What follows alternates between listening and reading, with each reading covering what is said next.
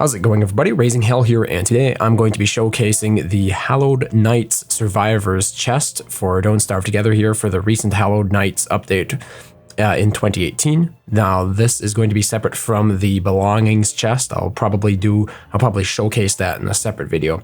So just a few things to get out of the way while I'm buying and unlocking this chest here. As you can see, it comes in a pumpkin.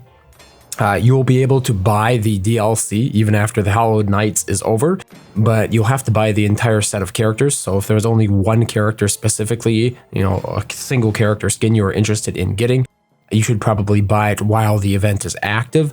Also keep in mind that the in-game bundle for the complete Hallowed Nights chest, it's significantly cheaper than buying them separately.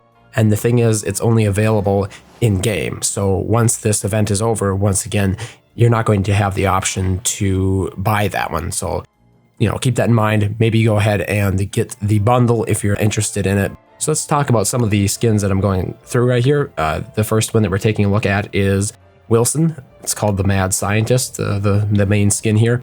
And in my opinion, it's one of the coolest Wilson skins to date. He's got his goggles on and everything.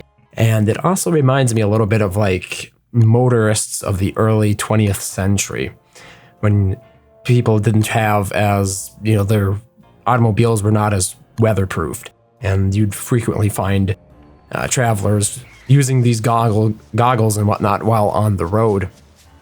So just to give some background for the reason that this video exists and whatnot, it's so people can see what the skins look like in action, as well as in the wardrobe when you're equipping your characters with their clothing items. All of the clothing items that I'm including here are the ones that come with the Hallowed Nights Survivors Chest set, so you should get a pretty good idea of what's going on, and it is being showcased against a rather neutral background. It's a yellowish background, and the idea behind that is if you wanted to trace out anything for whatever reason, it would be possible. It's just, it's a good cleanish background. It's not the best, obviously, but it's about as good as you can expect from Don't Starve. The colors in the game are a little bit when it comes to stuff like this. Okay, the second character we're looking at here is Willow. It's called Willow the Woeful. And this is probably one of my favorite Willow skins because it has so much attitude compared to the rest. The other ones do show some individuality, but I think this Willow is kind of sick of putting up with your crap and isn't afraid to show it. I know it's the developers themselves said it was inspired by Wednesday Addams from the Addams Family show, which is surprisingly perhaps one of the few shows that I'm a little bit familiar with. So that's pretty cool. Moving on, we have Wendy, and her skin is called the Wolf. No, Wendy's skin is called the Supernatural, and she looks a little bit scarier here. She's definitely has a very ominous look about her. She's kind of beaten up and ratty, more so perhaps even than some of the Survivor skins. I personally don't like the way the hair works. It's just so long and it hangs down in the front, and I feel like it really should kind of move back and forth because of that, and it doesn't. It's really rigid. And maybe that's a good look. Maybe that's supposed to be an indication that it's very gnarled, matted, just really unkempt. But I just wanted there to be a little bit more animation to it. And it didn't just feel quite right because of that, because it was so rigid in the front, the bangs that hang down. So that was, definitely not one of my favorites, I guess you could say. The next character we'll be taking a look at here is WX78. Its skin is called the Unfinished. And for me, once again, this is not the hottest skin. Now, I think it would have been better if the entire faceplate was removed. And it comes down to a couple of things. One thing, visual symmetry, especially of the face region, is kind of important to at least me. It really contrasts, right? When you look at one side of the face and the other.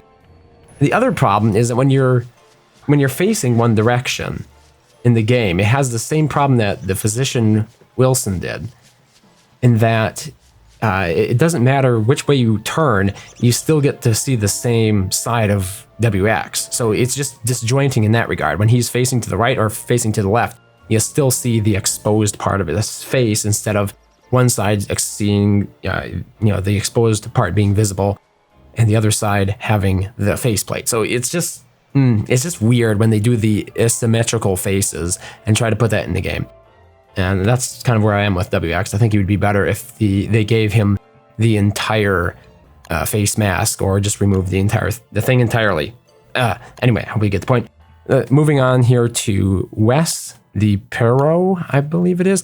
I should have looked this word up before I tried to pronounce it. But anyway, the first thing I thought when I saw this, and I know some people have described it as bald Wes, and most certainly his hair is more kempt, let's say, in this one compared to others. Some are saying that's not even his hair, and that's just like a rag that goes over your head. I'm not sure. I mean, to me, it looks like hair. It's got the texture of hair, but I mean, it could be something else as well. But the first thing I thought of when I saw him like this was a bellhop.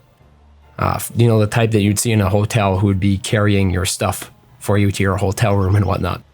Lastly, we have Weber here, and this Weber is quite a bit like the Willow from the set. He's got a lot of attitude compared to a lot of his other skins, but I still think my favorite is always going to be the Snowball Weber, because you just can't beat how cute that one is. But this Weber has a lot of attitude here. It's going for a bit of a Mad Max vibe, I suppose. A Mad Max or punk, something like that. His clothing items themselves are called punk, so I think you can deduce quite a bit from that as well. And I liked it. Like, this would probably be my second or third favorite out of the Weber skin set, and that's because usually Weber, he's always kind of like this indistinguishable black blob, I guess, and it seems difficult to really bring out a lot of personality in terms of his wardrobe, because there's just so much there that is difficult to alter. But that does it for the entire set here. I know this is a little bit of an abrupt ending, but that's it. Thank you very much for watching as always, and I hope to see you next time.